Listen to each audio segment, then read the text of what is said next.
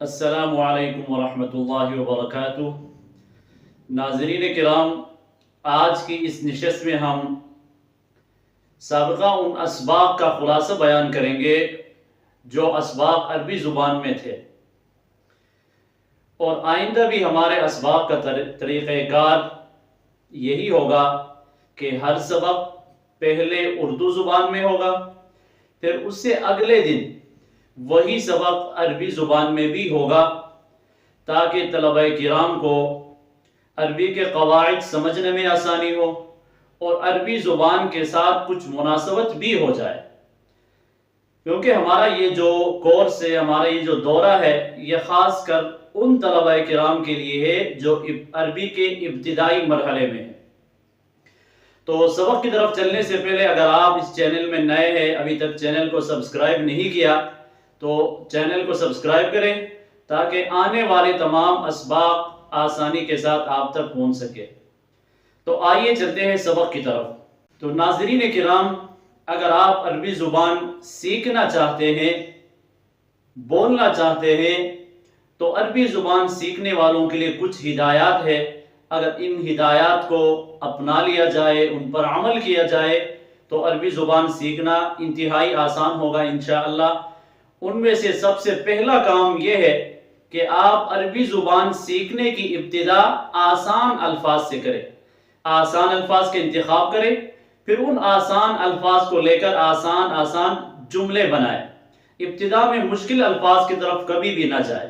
دوسرا یہ سمجھنا ہے کہ عربی زبان جو ہے وہ مشتق ہے۔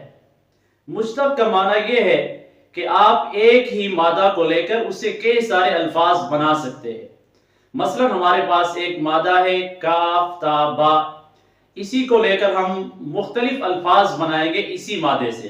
مثلا کتبہ، اس نے لکھا، یکتب، وہ لکھتا ہے یا لکھے گا، کاتب، لکھنے والا، مکتوب، لکھا ہوا۔ اسی طرح اور بھی کئی سارے الفاظ کتاب، مکتب، یہ بنا سکتے ہیں۔ تو یہ دوسرا کام تھا۔ تیسرا کام یہ ہے کہ آپ عربی زبان کو اہل عرب سے سن لیں، تاکہ آپ عربی زبان کا جو تلفظ ہے، وہ لہجہ ہے، وہ بھی سیکھ سکیں۔ اور چوتھا کام جو آپ کے کرنے کا ہے وہ یہ ہے کہ آپ اگر ابتدائی مرحلے میں ہے عربی سیکھنے کے، تو آپ ان قصوں اور ان کہانیوں کا مطالعہ کریں اور ان کو سنا کریں جو بچوں کے لیے لکھی گئی ہے۔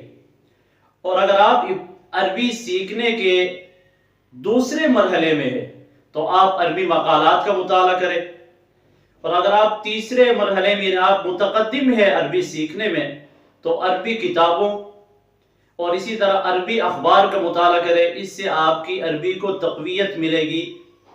اور پانچواں کام جو کرنے کا ہے وہ یہ ہے کہ آپ اپنے لیے ایک دوست کا انتخاب کریں جس کے ساتھ آپ روزانہ کے اعتبار سے عربی زبان میں تکلم کر سکیں۔ یہ کچھ ہدایات تھی، اگر ان پر عمل کیا جائے تو عربی سیکھنا انشاءاللہ تعالی آسان ہوگا۔ باقی اگلی نشست اور اگلی ملاقات میں ہم باقاعدہ اسباق کا آغاز کریں گے انشاءاللہ۔ السلام علیکم ورحمۃ اللہ۔